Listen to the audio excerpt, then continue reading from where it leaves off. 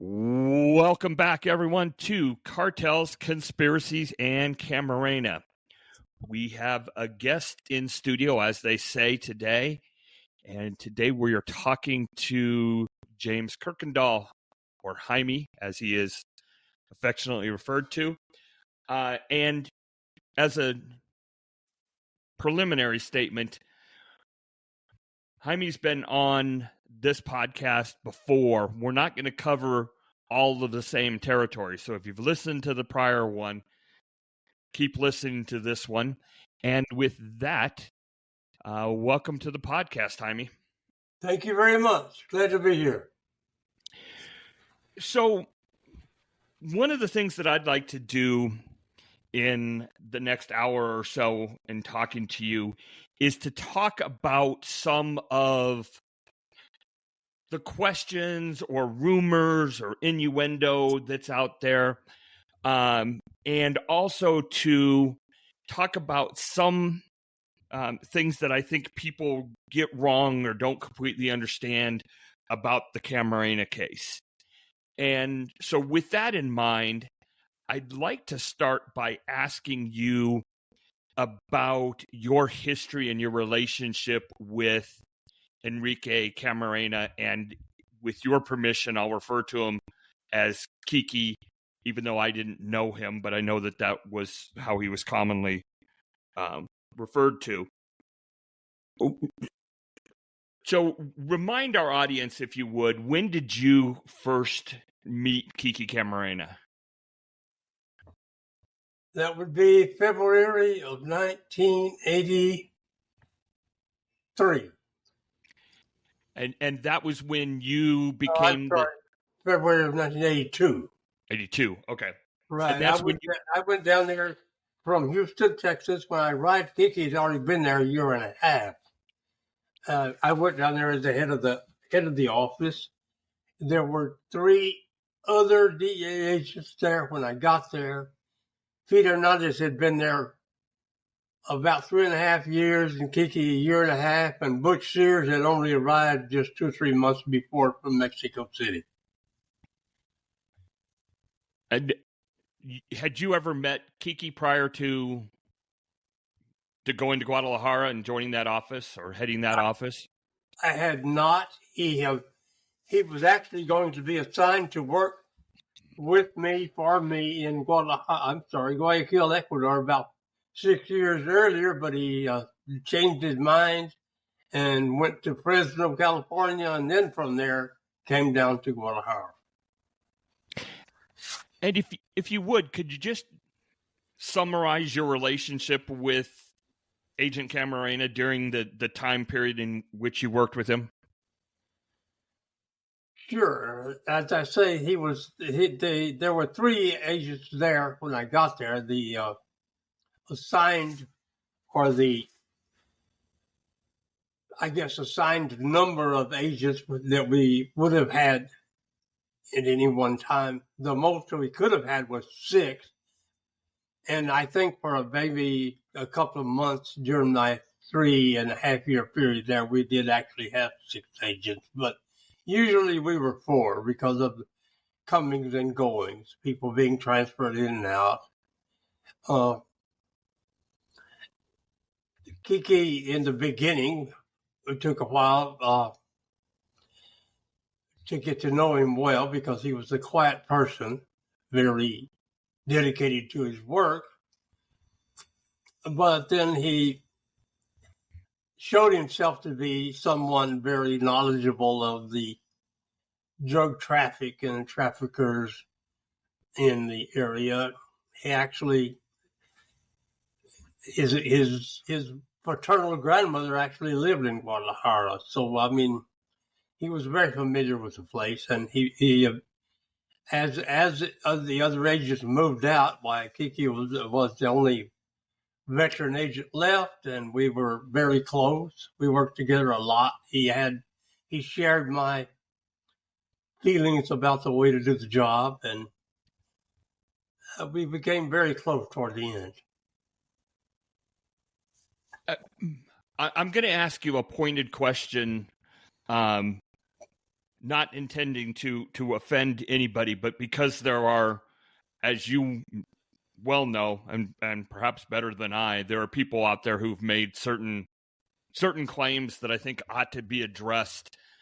One person in particular who we'll talk about later, but Hector Berrellez has at various times made the allegation or the assertion that immediately prior to Agent Camarena's abduction and murder, that you two were not close, and in fact, that one of the reasons that Agent Camarena was going to be transferred to San Diego is that he did not want to work with you anymore.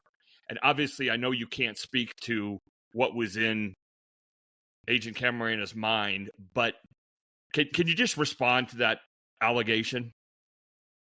The simplest way to respond to that allegation is pure BS. We were very close friends, depended upon each other, and as I said, we were the last ones left. Kiki had been there the 3.5 years, the 3 years by that time that I had been there, and a year and a half before. The only other agent in the office with any time at all was Shaggy Wallace, who had arrived in August of 1984. So he and I were the ones that had the most information of the that time drug traffic and traffickers in the area. Kiki was leaving because he, quite frankly, had had enough of putting up with the corruption and the lack of action by the Mexican traffickers, by the Mexican law enforcement, and the lack of action by what we perceived, I should say, the lack of response or the lack of guidance that we were receiving from the embassy, our bosses. But Kiki was my friend. I was his friend. No. Berrellez is like everything else you've got to do with Berrellez. It's pure lies. All right. I'm glad we could clear that up. There's two things I wanted to talk about prior to getting into the actual kidnapping of Agent Camarena.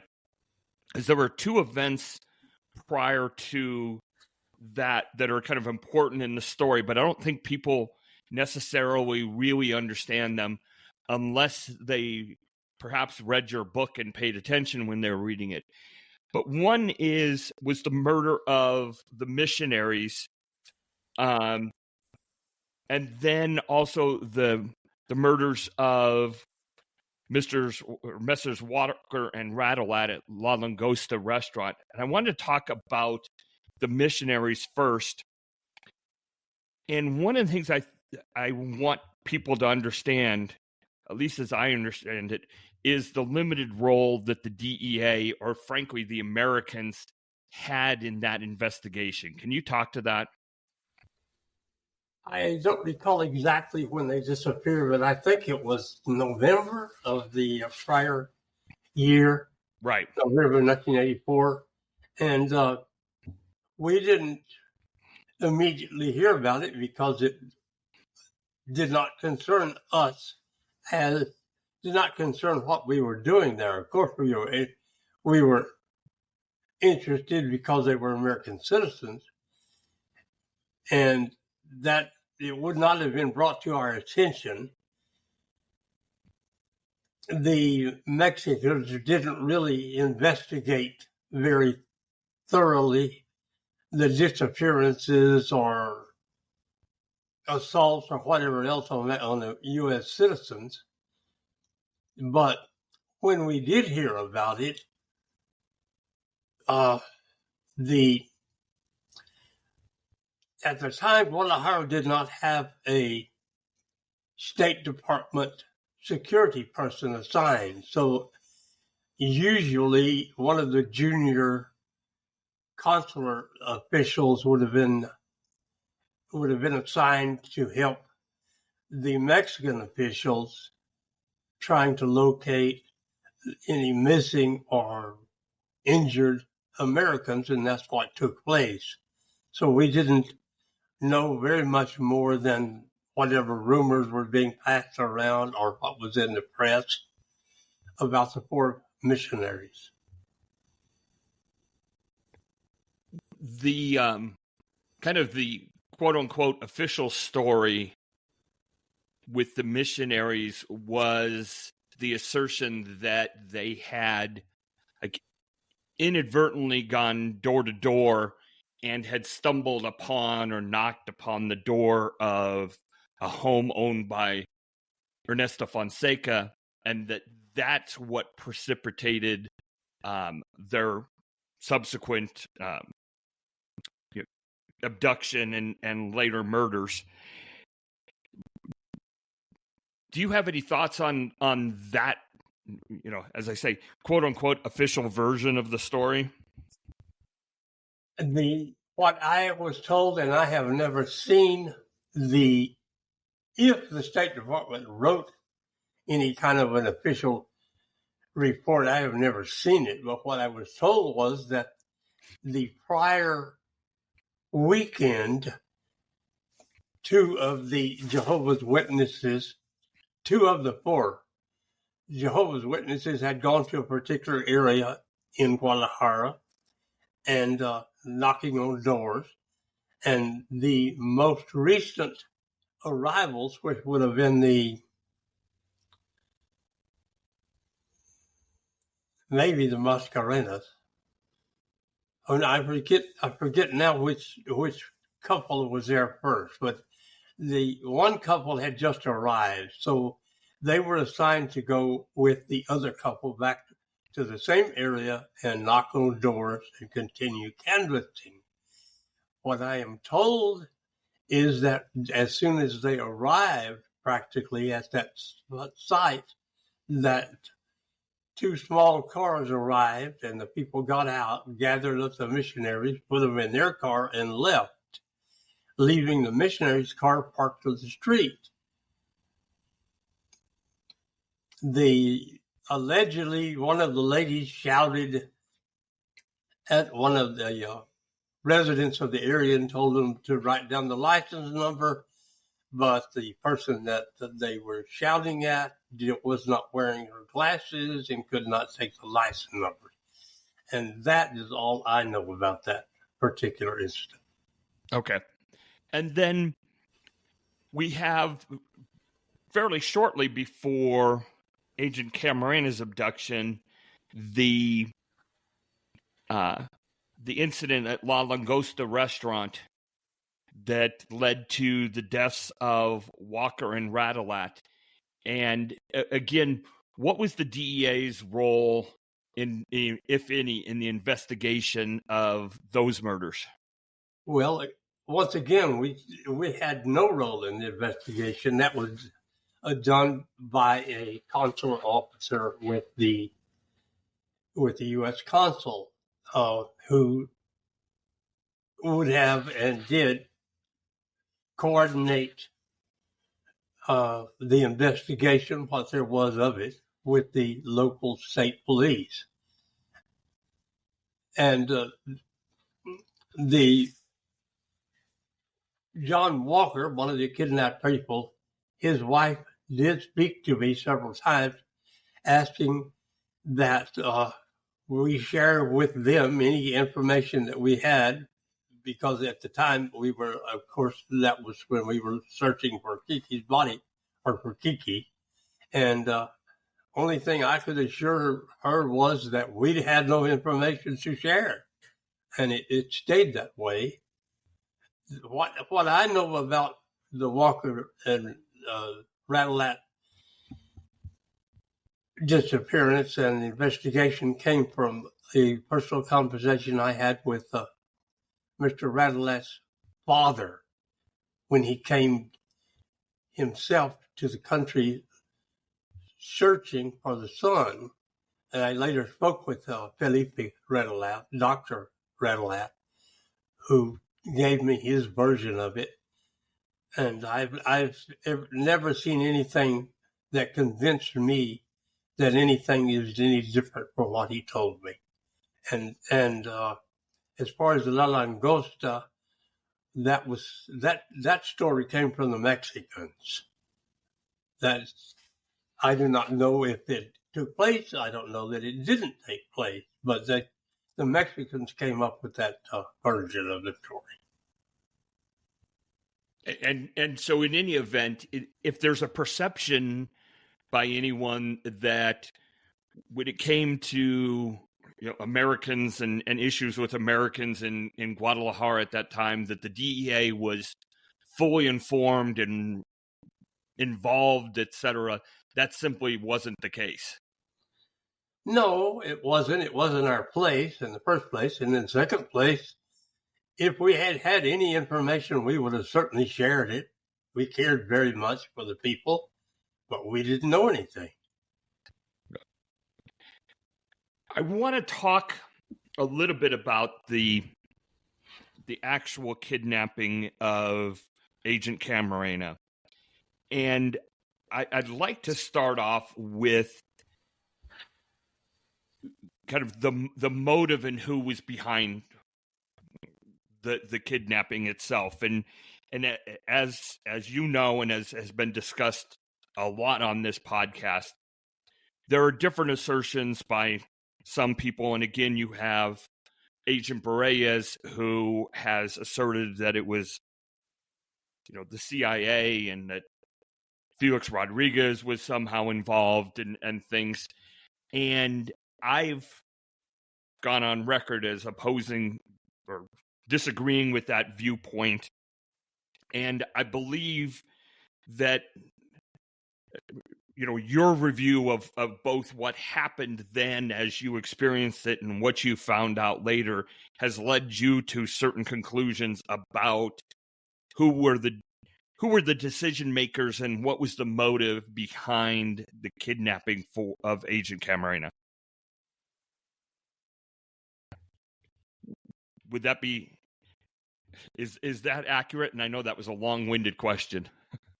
Of course, it's extremely accurate, and it requires a lot of answers. But the night before Kiki disappeared, he and I and a friend had gone to a couple of,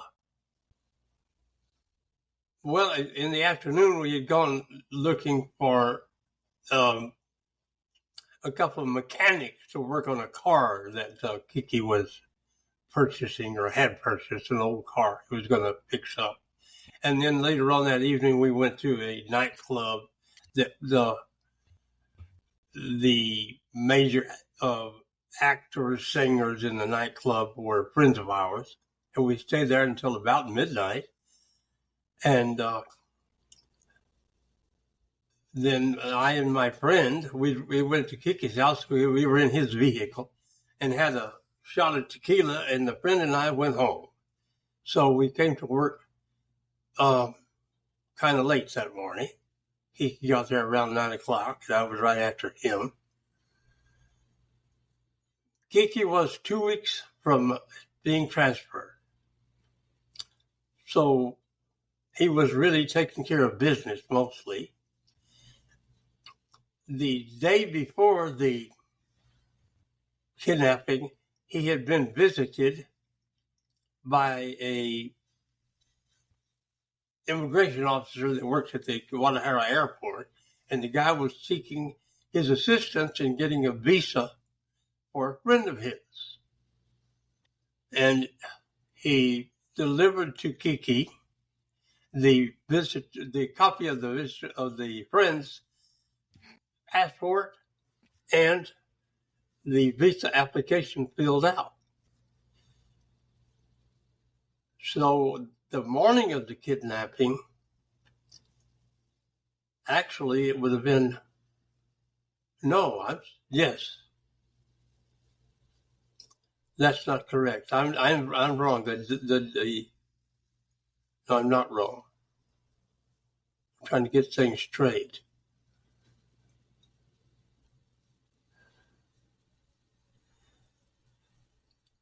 The day after the kidnapping, that immigration officer came. No, it was the morning of the kidnapping when they visited him at the consulate. That's correct. The morning of the kidnapping. The day after the kidnapping, the immigration officer came back and asked for Kiki. And in a couple or 3 days after that, because of that, we actually began to search for that immigration officer, and he was interviewed. He provided to us the name of the person, his friend that he was seeking the visa for.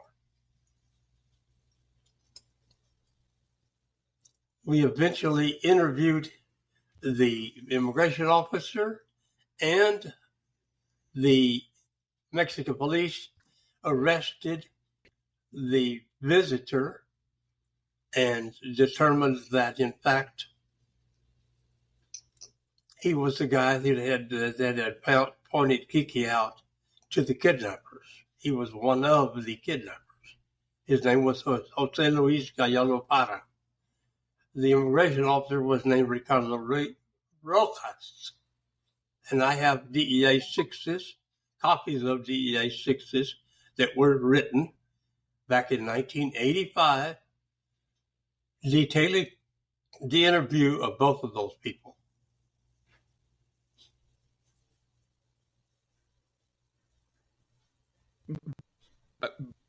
I want to make a note here. So at trial in Zuno 2, Rene Lopez Romero testified that a consulate employee, a blonde consulate employee, had pointed out Kiki to the kidnappers. Well, that could not possibly be.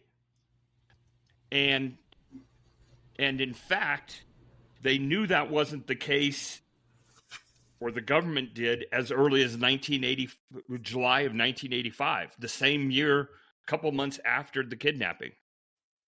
That is correct. There are 4 different DEA 6s written that detail who the person was that kidnapped, that pointed him out, that identified who the people were in the kidnapping vehicle, and those people actually confessed to it. Okay, so a couple of questions with respect to that. So, one on the kidnappers.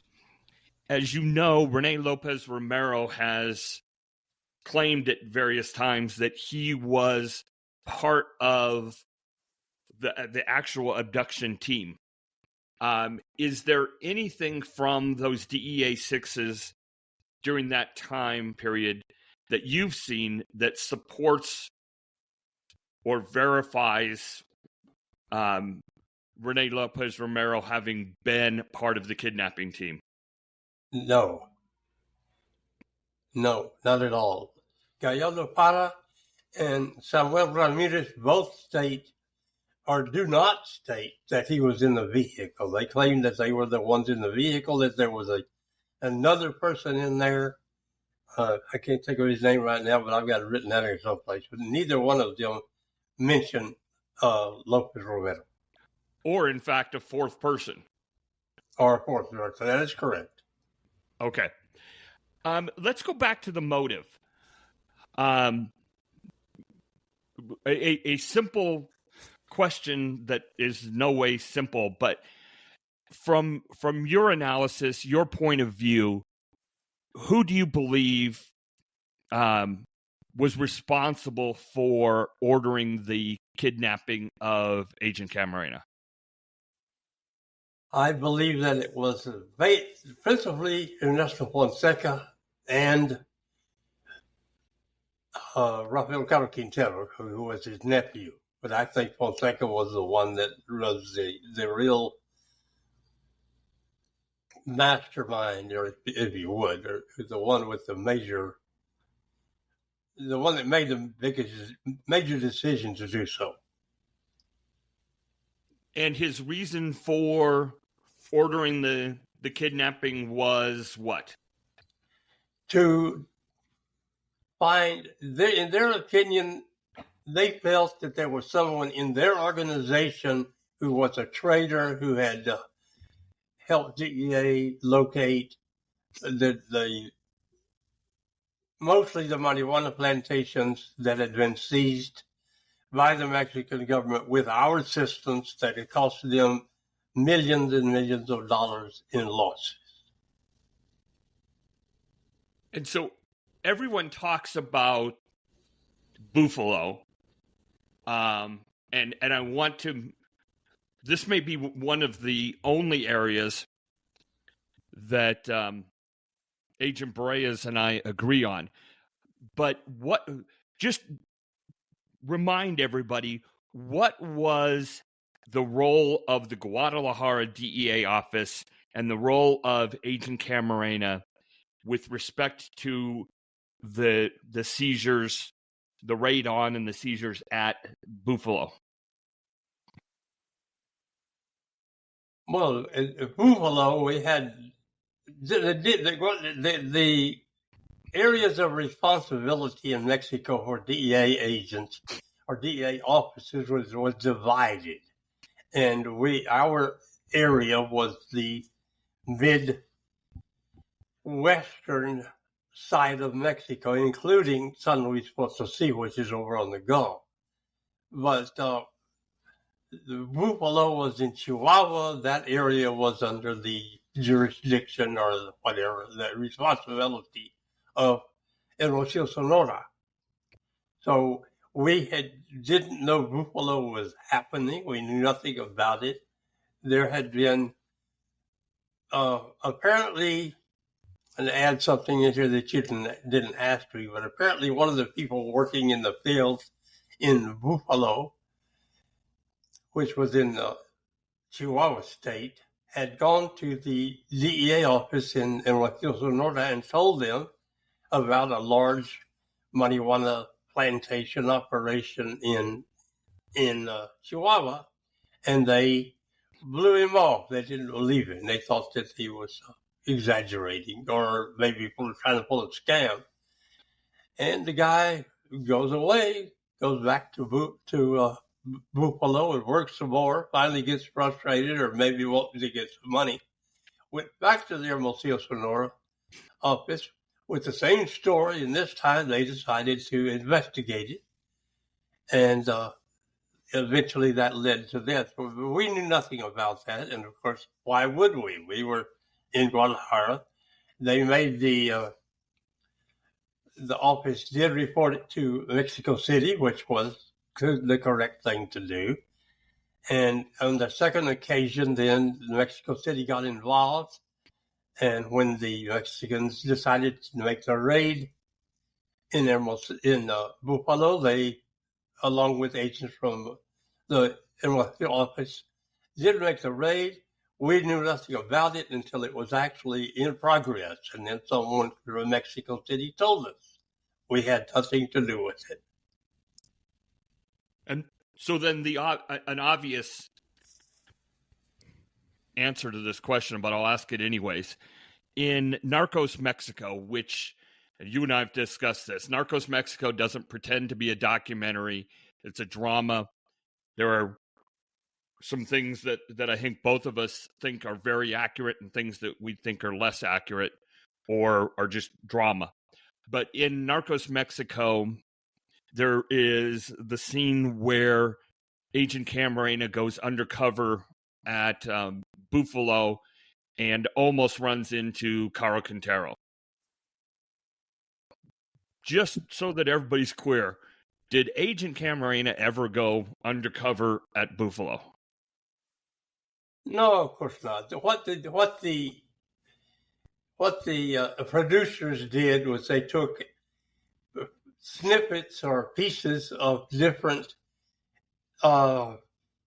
raids, whatever, that we had conducted in Mexico, including one that took place in Sonora, and combined them all together to save time, to reduce the number of actors, and they produced their version of a Mexican marijuana raid. And since Buffalo was probably the biggest, that's the one that they decided to name it.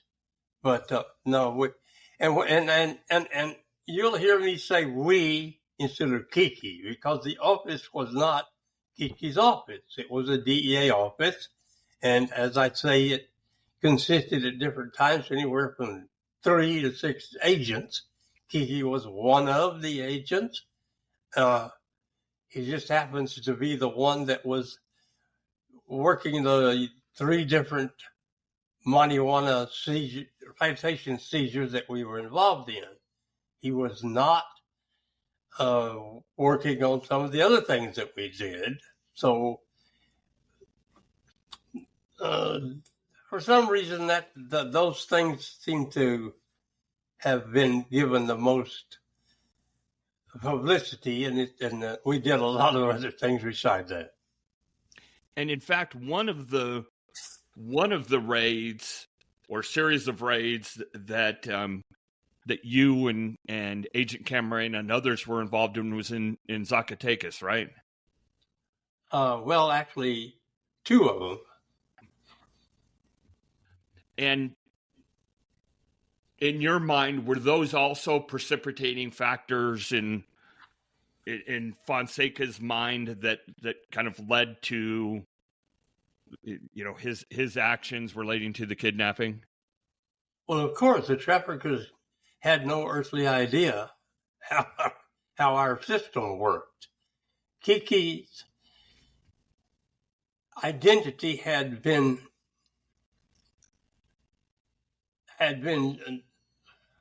compromised during the seizures, the raids, whatever, in Zacatecas. So the traffickers knew who he was, but the traffickers would not have known if we were involved in Buffalo or not. How would they know that?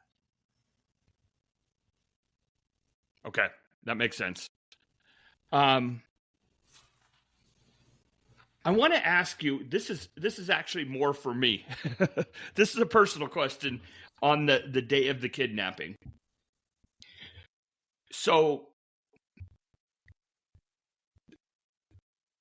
and if I know you read my book, and if people have read my book, I've talked about this very specifically. But if we're looking at the day of the kidnapping, and correct me if I'm wrong, early in the morning, like 10 o'clock or so, Agent Camarena actually left and walked up to a bank a little ways away and came back with no issues, right? That is correct. It's about 4 blocks away, the opposite direction from where the restaurant, where the kidnapping site was. And then about 1 o'clock in the afternoon, you and Alan Batchelier, who was a newer agent in the office, walked from the consulate over to the Camelot. And the Camelot was a restaurant bar where you guys frequently met with CIs or other people. But about 1 o'clock, you two walked over there, right? More or less. Well, more or less. I went over there because Alan was meeting an informant with his wife and child on the deck outside the Camelot. And I walked over there and was sitting and talking to them, and we decided to hire the guy or put him. I think he was already working for somebody else, but we decided to hire him to do something for us. We wanted to pay him some money, so I walked inside, got on the telephone, called the office, and asked for somebody to bring up $100. And Kiki actually walked over there and brought the money. And then he and I walked back to the consulate. Alan stayed at the Camelot. Okay. And then, So you and Agent Camarena get back to the office a little while later, and we can say a half hour or whatever, but sometime after, or right about 2:00, Camarena says, "Oh shoot," and I'm obviously paraphrasing, but "Oh shoot, I'm late for lunch with my wife," and he leaves the consulate to go to his truck, which was parked in front of the Camelot. That's correct. I was always under the impression that Mika, his wife, had called and invited him for lunch, but Mika says it was he had called her. But regardless, then he left and told the secretary he was going to meet his wife for lunch and walked out of the consulate. Okay, so here's my question, and I there's nobody better in the world to answer this than you. So Agent Camarena leaves, and we know that's, before he gets to his truck or as he gets to his truck, he's abducted. But there's that time period, when you walked over to the consulate with Alan Batchelor, you guys weren't abducted, and correct me if I'm wrong, but you didn't notice anything out of the ordinary. And when you and Agent Camarena walked over by himself at one point, and then you two walked back, and neither time were the kidnappers there, or was there an abduction attempt? So my question is, in your mind, how is it that the kidnappers knew the right time to be there and weren't there, previously when, as I say, you guys were walking back and forth, or when Agent Camarena walked across by himself? How did they know to be there at 2:00? I seriously just think that's what happened, because that is not a busy intersection at all. I mean, it usually, and in those days, it was usually very quiet. And if there had been people standing around, sitting around, I think that we were reasonably responsible about our surroundings. Plus, remember, Alan sitting on the dadgum deck up there with those people. I just believe that's when it happened. I don't see I cannot envision any reason why they would. I just think that that's when it happened. I don't see anything else could be. Okay. Somebody had made the claim that at 2:00 the consulate kind of shut down for an hour in the afternoon, and that was the reason that they thought that Agent Camarena would be coming out at 2:00, which made no sense to me. Is there any validity to that? I mean, it's not like he walked out of the office every day at exactly 2:00, right? Yeah, no. There's no validity at all, and nobody in the world could have known he was going to walk out unless they had the phone tapped between him and his wife. And at that point, they would then have had to. I don't know. I mean, even in 5 minutes later, he goes out and leaves. He goes out to get in his truck. So I just think it. That's when it happened. Got it. Thank you. I appreciate that. Couple other things I wanted to ask you about that interest me, and then I want to talk about the trials.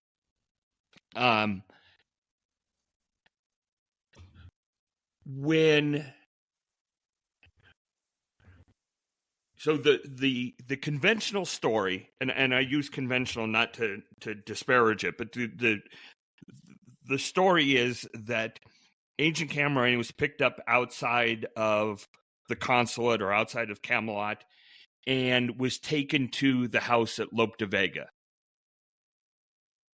And one of the things I find very interesting was how long it was before you or the Mexican police found out about Lope de Vega. Can you talk to that?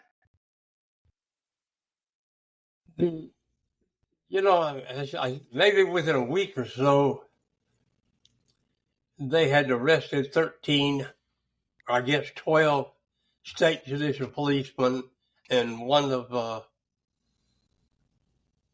La Comanche's sons. And they had them and charged them without a doubt.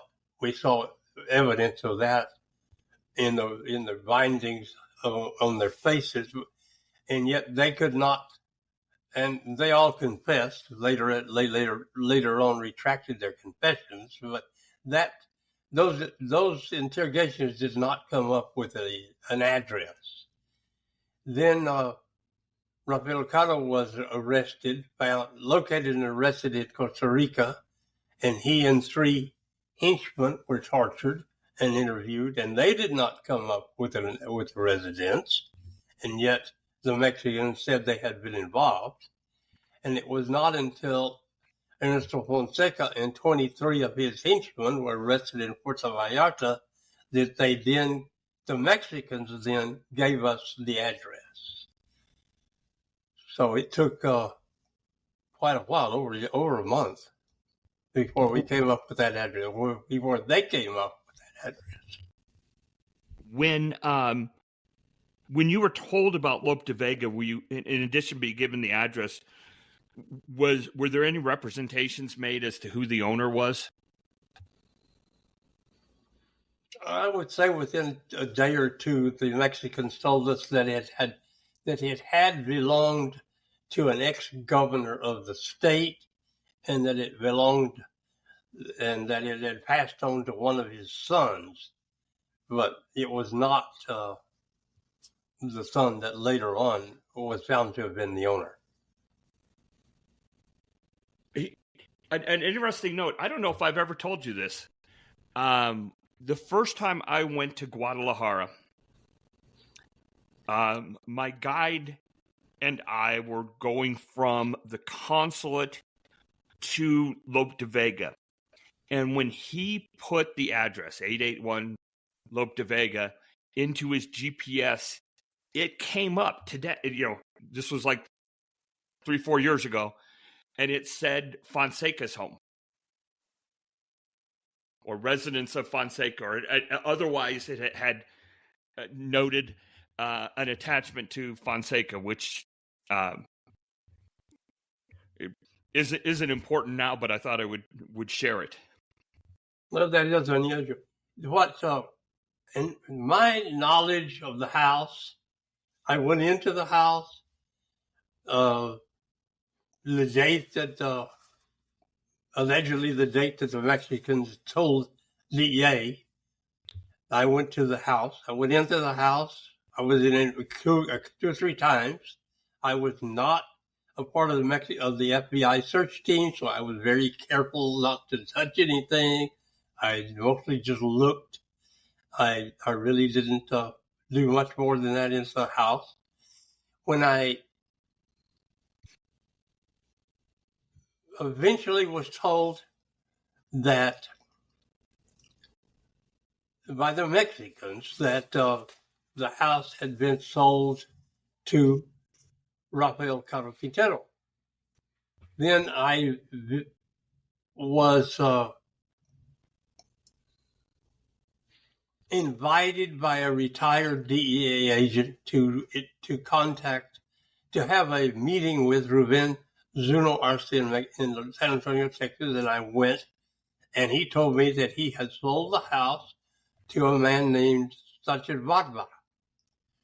And And he outlined what he knew about it. He said he did not know Rafael Caro, did not know the house was going to be sold to Rafael Caro. And I wrote a DEA 6 to that effect. In fact, I had cleared the meeting with DEA in Washington, D.C. before I met with the guy. And he was going to give me some information later on.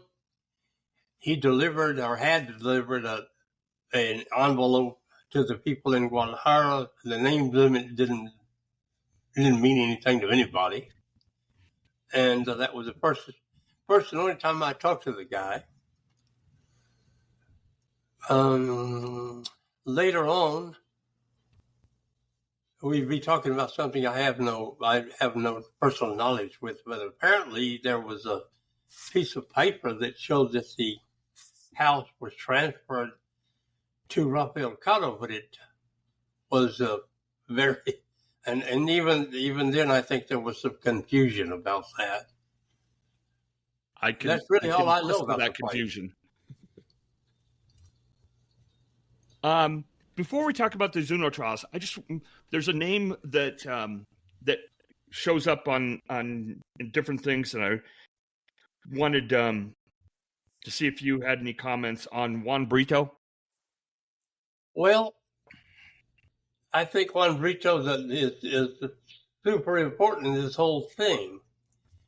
Sometime in probably the first 2 weeks of the search, we get a message from Mexico City from Walter White, because Edward Heath by that time has moved to Guadalajara.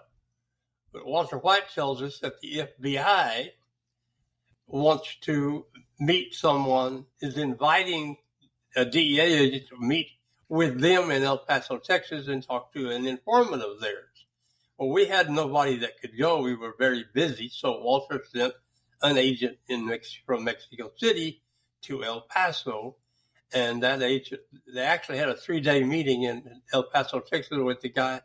The DEA agent was only allowed to visit on the second day.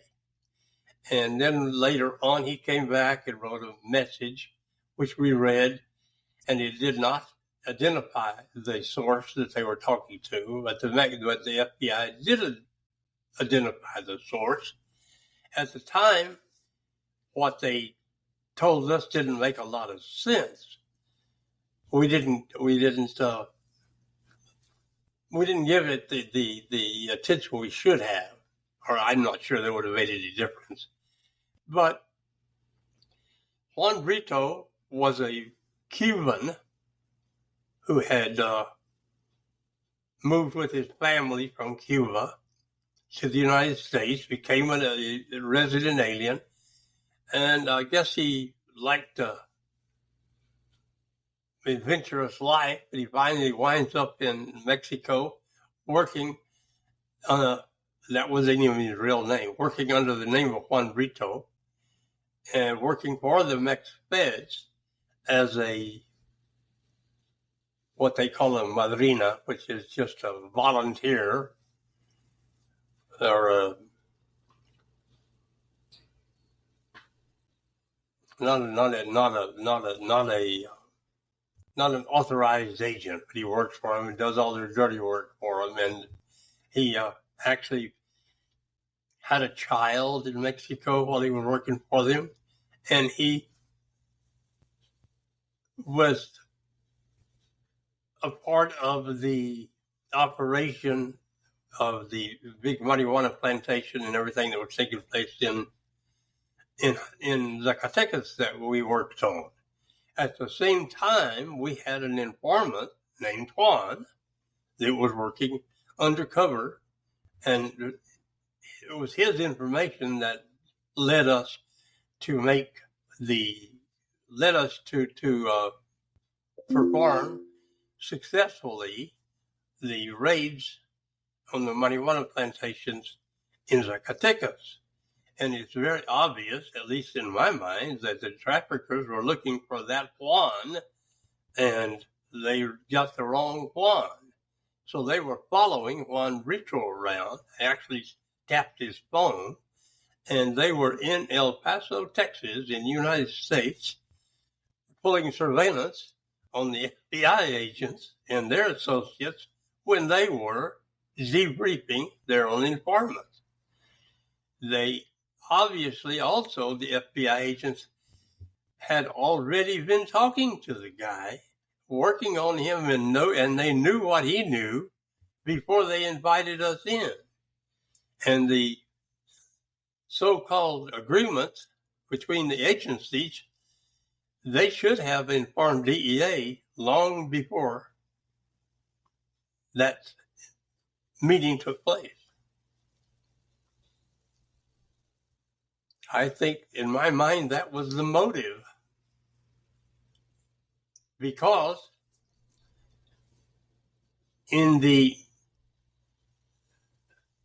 eventually, we'd have to get into the tape recordings that were found in Fonseca's that were found with Fonseca when he was arrested in Puerto Vallarta, and there was a tape recording of Juan Brito being interrogated. And Juan Brito, what was his fate? We'll never know. He disappeared along with his very young wife.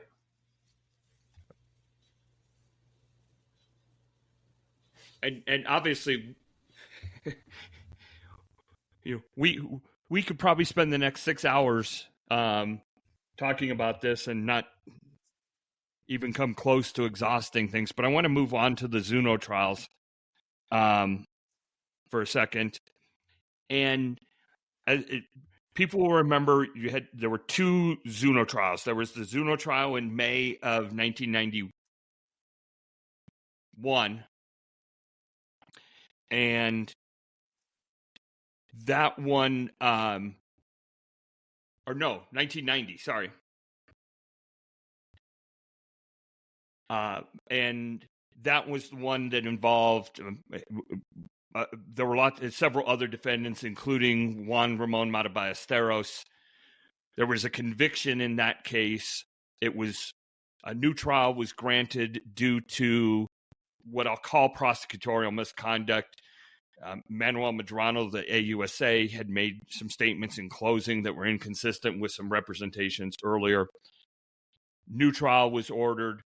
That was affirmed by the Ninth Circuit, and then there was a second trial in December of 1992. Yeah. You testified at Zuno 1, correct?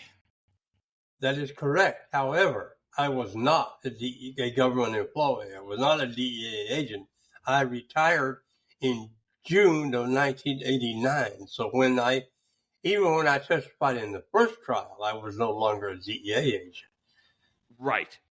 So I was not privy to whatever information, especially in the second and third trials, I was not privy to whatever information the United States government had. Right. You were a witness, asked specific questions and gave specific answers, but you weren't part of the prosecution team or anything like that. That is correct. So then there came a time when you were asked if you would testify in Zuno 2. Zuno 3. Zuno 2, but right, the third trial. You're correct. Yeah. And did you have any concerns in testifying in Zuno 2? In Zuno 1, there again, I was not a government employee, so I was not privy to whatever the information they had, nor was I privy to who and whatever witnesses they might have. And one of the differences between the first trial and the second two trials is the first trial used no cooperating defendants, if you would. There were nobody there were no cooperating traffickers in the first trial. So the second trial, I did not know that they did have one. They had a man named Cervantes Santos who testified. I did not know that. So after the trial is over, I come back home and I'm reading the newspaper articles and things about what took place, and I'm hearing about Cervantes Santos' testimony, and I totally disagreed with the things that he said. And so I did not know that there was going to be another trial. I get a phone call from one of the AUSAs who told me that they're getting ready to have another trial and they want me to testify. And I told him I would not do so, that I refused to testify because one of their witnesses lied.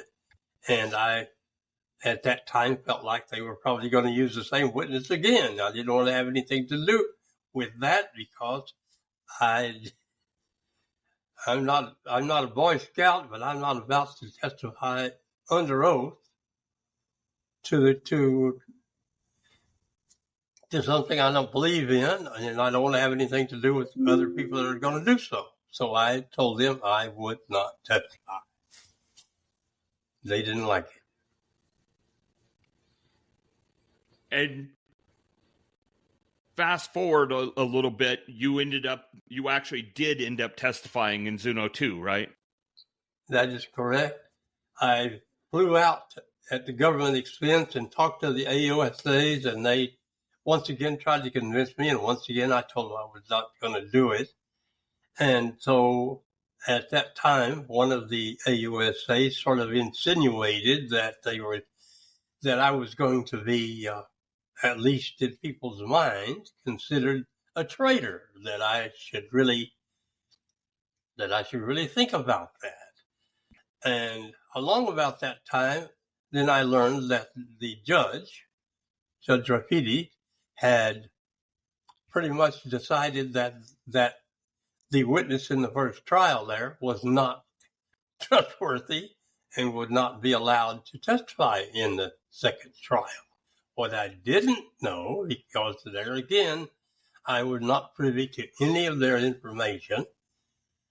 What I didn't know is that they had two other witnesses lined up to testify. So I did testify.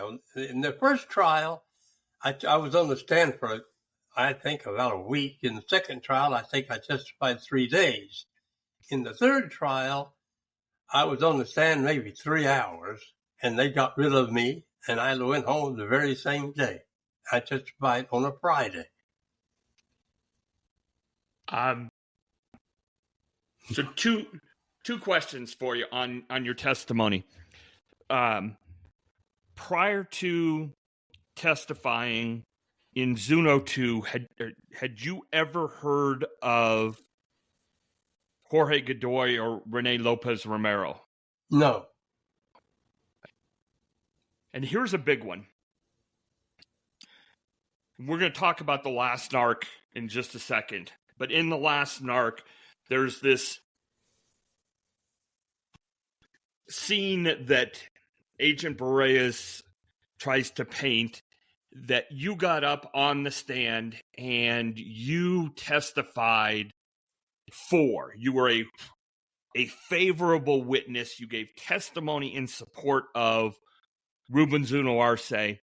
And in fact, he says that he and AUSA Medrano got into the elevator, and Medrano says, you might as well take that gun and shoot me because we just lost the case because Jaime Kuykendall testified, a certain way for Ruben Zuno Arce. Now, put aside the theatrics of that. And I've talked about this before, and remember, I was in the courtroom that day, so I remember this vividly. Nobody on the defense team was walking out thinking, A, the case is over, or B, that Jaime Kuykendall had somehow, testified as a witness for Ruben Zuno. What was your thought about your testimony, and in particular, the cross-examination by Zuno's counsel? Well, the United States government paid for my flight out there. I had a subpoena from the United States government. I was a United States government witness, and I got on stand for about 3 hours and mostly just spoke about the Agent Camarena's time and employment during the time I was there. I talked about the day that the kidnapping took place and a little bit about the search, and that was probably, I'm sure, I talked about the house at 81 Lope de Vega.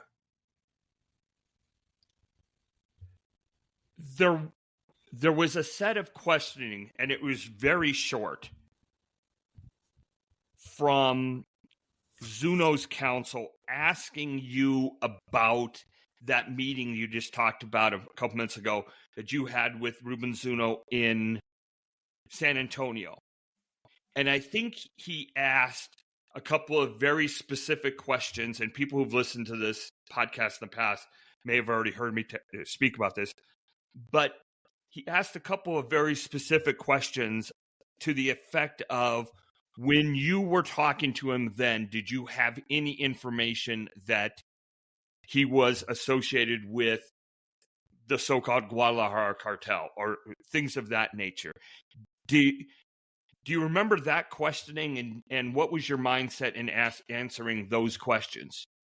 Well, he was referring to the period of time when the interview took place. Right. When I was, that would have been 1986, I think. For sure, no later than 1987.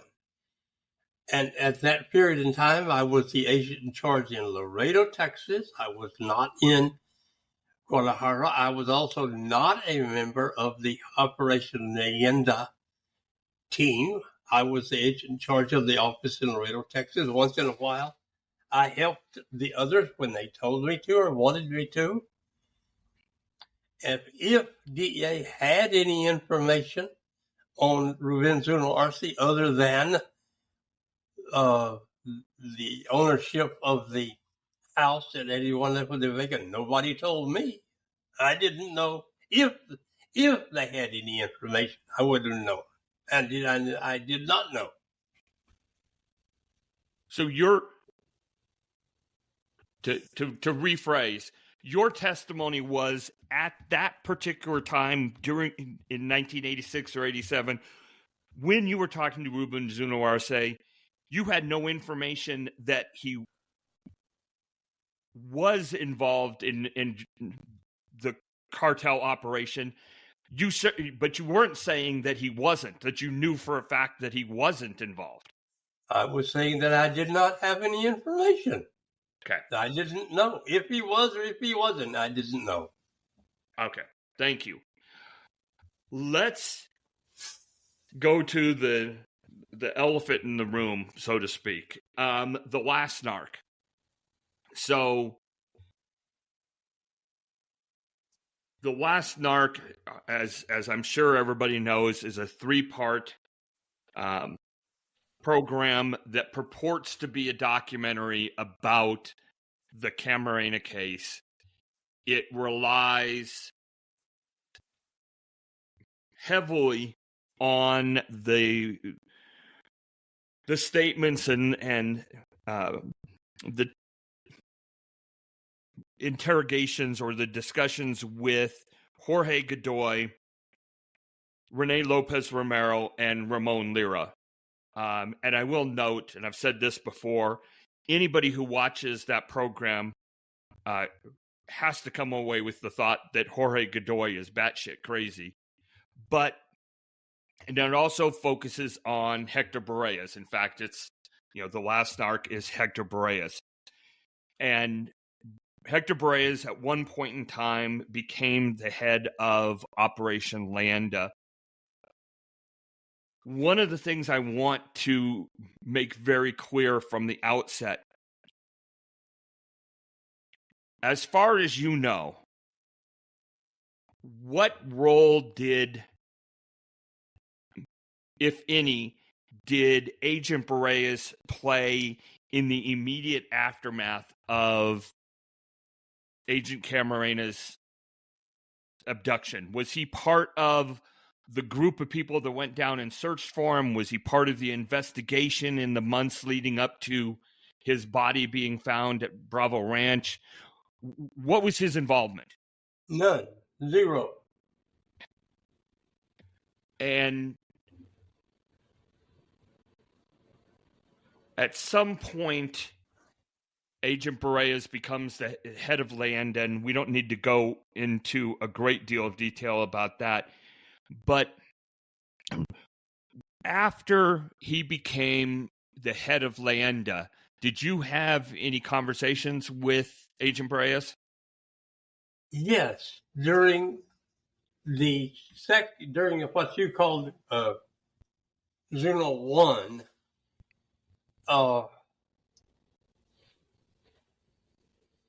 he was. I mean, I was at the AUSA's office, at the United States Attorney's office in Guadalajara during the trial, and he was there, and we talked once in a while, not very often. He didn't care for me, and I didn't care for him, but that didn't make any difference. I didn't have anything to do with anything. But yeah, and I don't recall at all seeing him in Zuno 2, but I was only there for a short period of time. And then most of the time, the AUSA kept me isolated from everybody else. I never saw the so-called witnesses, and they never saw me. They testified that the following week, I did not see them. They did not see me, in spite of what they said.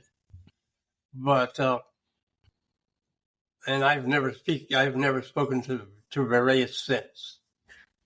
But so let me ask this: between let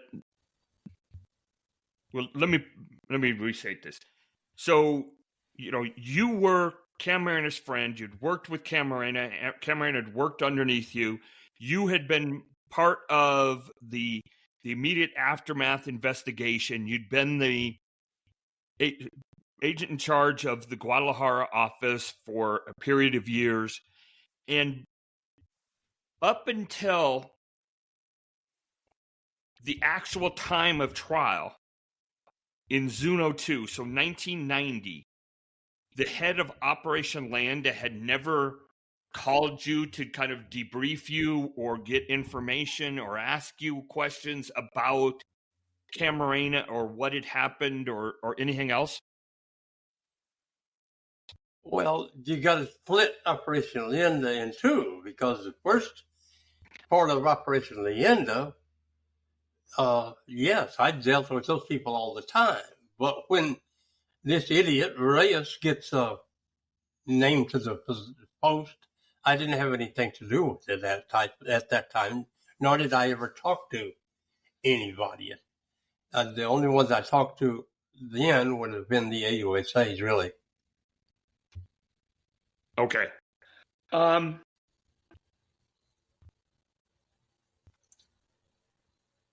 going to give you the floor and do it with a very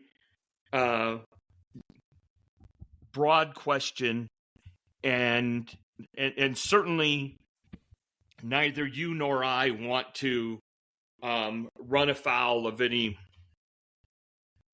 laws or anything like that, but can you give me your overall thought on the Last Narc and the validity to some of the claims in the Last Narc?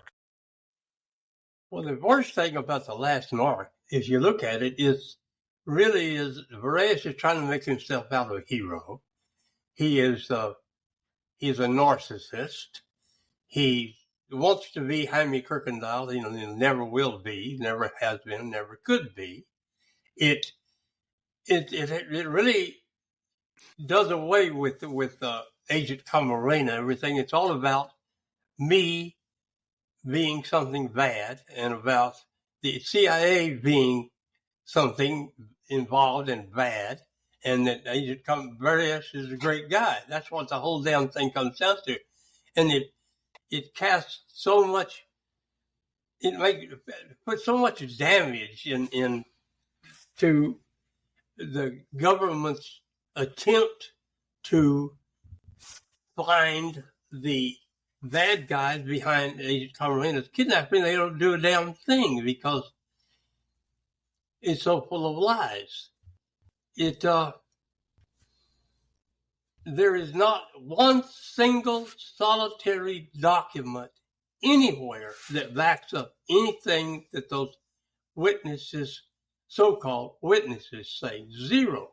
It's just like I said, you said, and yet you've got three guys who would murder, who would pull fingernails, who would steal everything in the world, and then you got me. And who am I? Well, I'm just an old dude from South Texas. There's nothing in there, not one single piece of paper. And the DEA office was a very professional, well-run, and well-staffed office of veteran agents. When they did something, they documented it. You did things the right way. If there had been anything at all about the CIA being involved with the drug traffickers, they would have, the agents would have put it on a piece of paper. We constantly interchanged conversations with each other. We would have known, somebody would have known. Is the CIA crooked or not? I don't know. Was the CIA involved with the traffickers? Well, we never heard of it, if so. And we knew everything in the world about the traffickers. To date, not one single human being has been identified that wasn't already identified by those of us in the DEA office in Guadalajara. They have not one single person in any one of those three trials had we not already identified, including the doctor. The Berrellez's story about the so-called gunfight, the city police department did a thorough homicide investigation, and I have a copy of the report. And if Tiller Russell had tried, he could have got a copy of the report. He didn't try, obviously. And there were 4 people shooting at the guy, at the bad guy that had the gun. That guy was not the guy they had been negotiating with undercover. He was the guy that brought the heroin across. But he showed up in the parking lot with a gun, and the gunfight started. Berrellez was shooting at him along with 3 other people, but Berrellez was shooting from behind a pickup truck,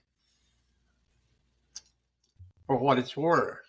Then he talks about this so-called shootout in Mexico, and one of the agents who was with him, a veteran agent, Agent White, I talked to him personally. He says there weren't any thousands of rounds. He said there might have maybe a couple of hundred, that Berrellez and another guy had rifles, and he and Agent Martinez each had their handguns. They did not have reloads.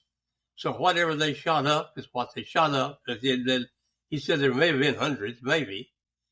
He said that Berrellez did not rescue anybody, that he himself did, that Berrellez did provide covering fire, that he knew nothing about any taxi cab, that the DEA official car was not shot up. And the story goes on. And then Berrellez says that, and I don't know how in the world he would know what would go on in someone's mind, but that Agent Camarena had found out that the CIA was involved with the drug traffickers and he was going to spill the beans. Well, Berrellez did not know Agent Camarena. Agent Camarena never wrote a report that said that. He didn't tell me that or anybody else in the office that. And the story goes on. The whole thing is just It's bullshit. The Let me ask you producer, this about. go Oh, I'm ahead. sorry.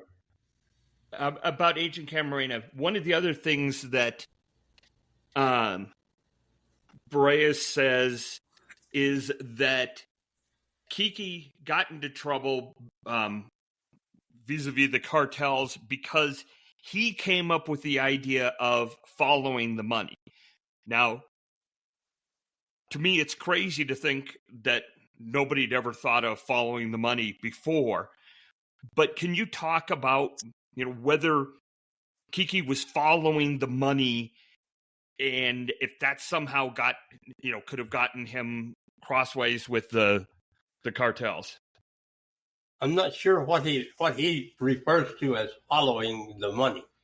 There was something called Operation Padrino, which was a Mexico City operation. And the impetus of that, or the beginning of that, came out of Spain, because the Spanish police had a wiretap operation on Juan Matavalleseros. And when Matavalleseros were dealing with an old-time trafficker in Mexico City. And so Mexico City decided to use Mexican Federal District Police. So they went to the Mexican Attorney General's office, and they began an undercover, mostly wiretap operation. But then Juan Matavalleseros, who was in Madrid, started dealing with Miguel Felix in Guadalajara, so that the investigation moved to Guadalajara, and the MFJP then started a wiretap operation against Miguel Felix in Guadalajara. And Kiki was not, I shouldn't say, it's just wrong to say he was involved, because after all, there were only 3 or 4 of us. So, whatever there was, we were all involved. But he wasn't assigned. He wasn't the lead agent in our office on that. That would have been Butch Sears, or at times Roger Knapp. Kiki really wasn't a part of that. But I mean, we were all working on the same people together, because there was only 4 of us, and the damn place was full of traffickers. And the first thing we did, we found out that we learned that there was a big banker that was involved with Miguel Felix, that he had banking associates dealing with Miguel Felix. Then we learned that one of Miguel Felix's airplanes was going to go to Laredo, Texas. We advised the DEA office in Laredo, Texas. They found out that the people up there took $4 million and put it in a bank. Another time we found out that some of Miguel Felix's people were in Anaheim, California. We advised the people up there. They went to that site and eventually seized $2 million, and that led to some more seizures in El Paso, Texas. We did not actually seize any money in Mexico. We identified Miguel Felix's aircraft, and that led to some seizures of cocaine in the United States. And that is the nearest thing I could come up with to the so-called following the money that you might be referring to. I want to ask you about one other thing, and I want to be careful and discreet about it. But at one point, you filed a lawsuit against Hector Berrellez and Amazon Studios and others, correct? That is correct. And that lawsuit was eventually dismissed. My understanding is that it was dismissed. Maybe we call it for legal reasons that did not have to do with the veracity of your claims. Let me just ask it to you this way. When you dismissed the lawsuit against Amazon and Berrellez and as I say, others, had anything come up or been disclosed to you that changed your mind as to the factual allegations in that complaint? Absolutely not. The first thing, about halfway through the lawsuit period, I learned of a Trump-era law that had been passed to try to curtail the lawsuits. What do you call them? The SLAPP. Class action lawsuits. That even if you win a lawsuit, you're going to have to pay the taxes. The whole taxes, even the ones that the law firm winds up getting. So I talked to the lawyers and almost dropped it at that point.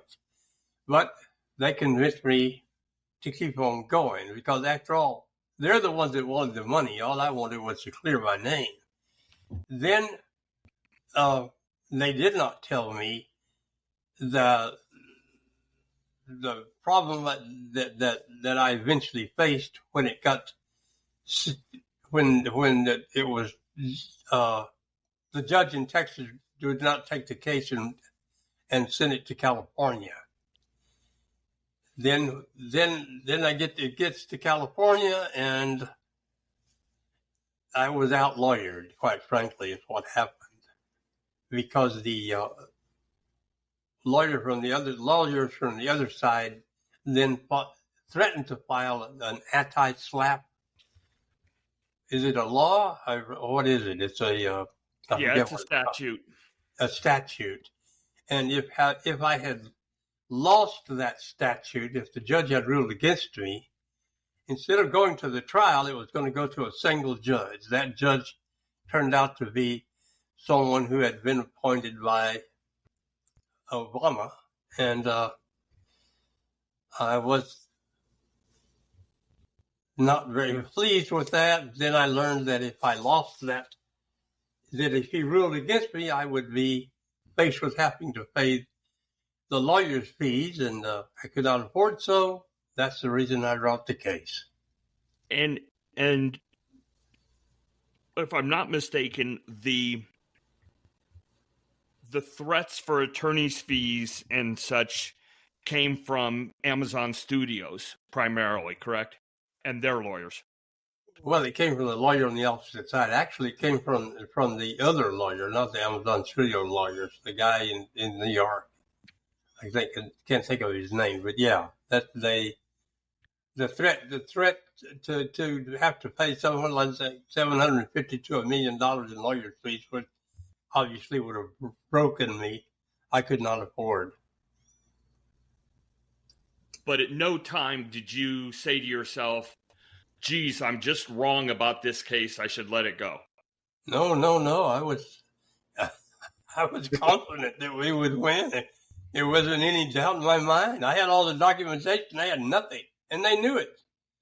And not by that time, obviously, DEA had conducted a year-long investigation, came up with and actually told the Camarena family that the whole thing was a hoax. But they did not release that information to the public. I want to ask you one more pointed question before we kind of start to wrap up here. The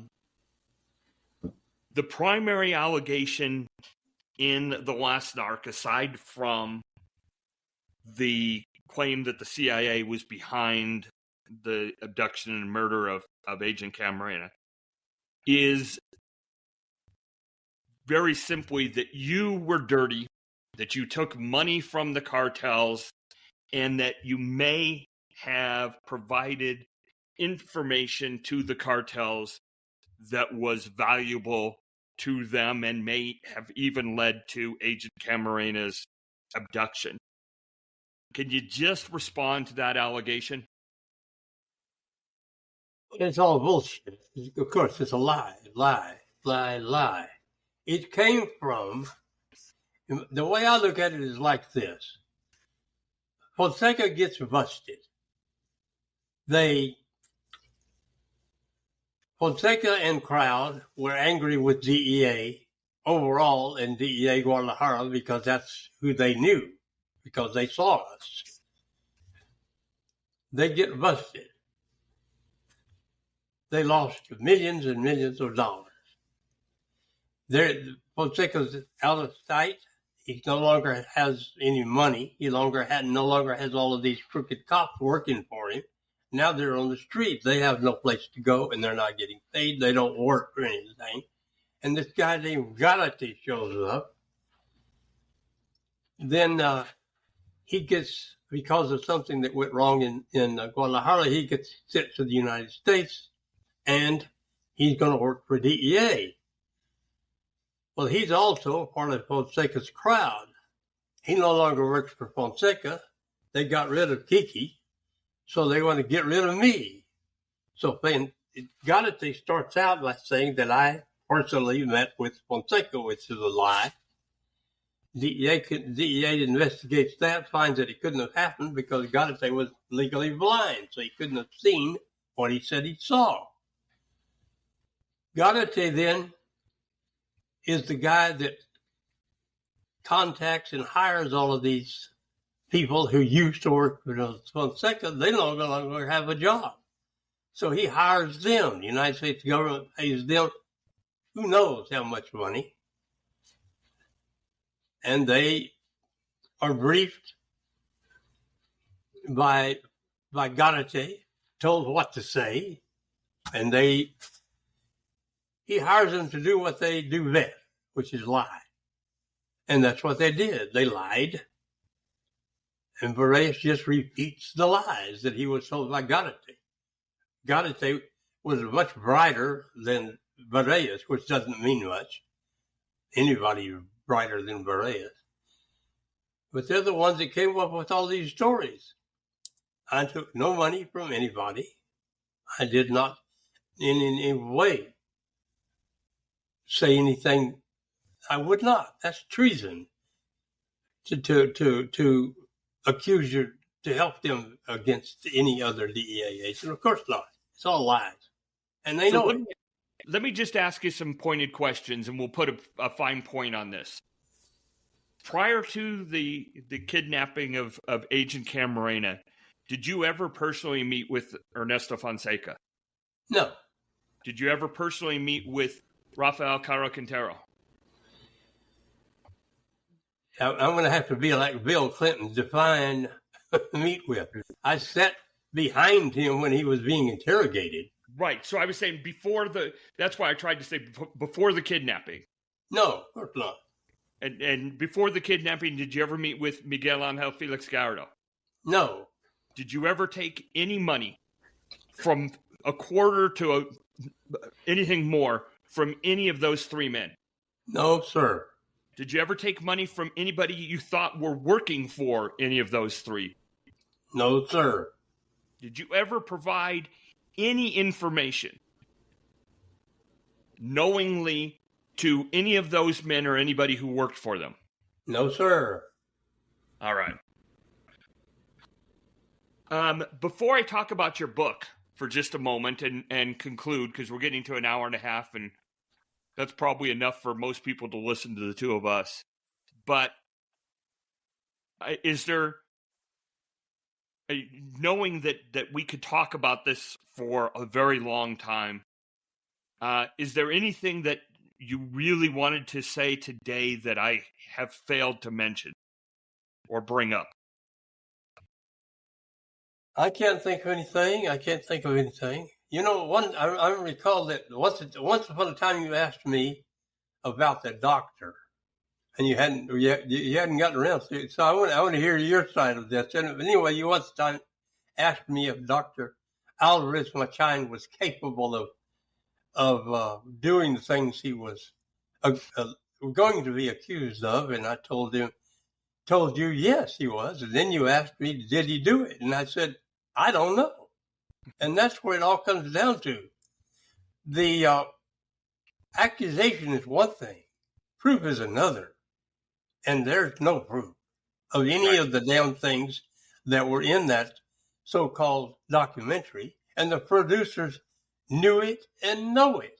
And I cannot believe that anybody who would call himself a professional movie producer or documentary producer would have done that. It makes it's ridiculous.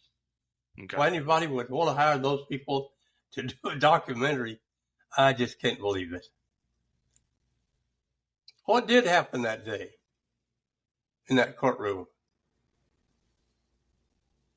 For Dr. Machine? Yes.